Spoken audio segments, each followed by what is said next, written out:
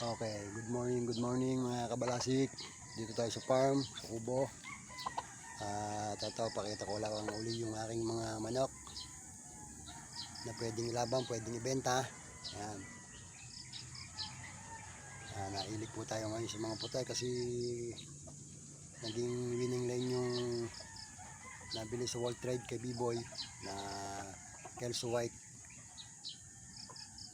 Nagpanalo kaya ito pinarami. Meron din tayong false Park Gray galing sa tropa yan, dalawa. Pero kalimitan Thompson White tsaka Kelso White. Yan, dami na rin ako ditong kahoy panggatong. Yan, ang aking sweater. Meron kami isang Blue Miner galing kay Charlie Cruz. Siyempre hindi pwede mawala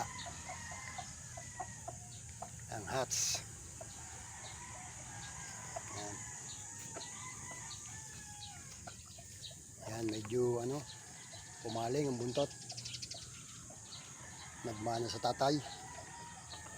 Yan, siyempre ang maagang mayahin. Siyempre ang mga winning line na Bulik White. Ayan. Ayan. Siyempre yun ang pinaka-antigo, 2 times winner. Ayan mga kabalasik, hanggang dito na lang muna at magpapatalastas, maglilinis sa Dambalasik. Napakasukal na naman, napakadaming daon ng kawayan. Paalam muna.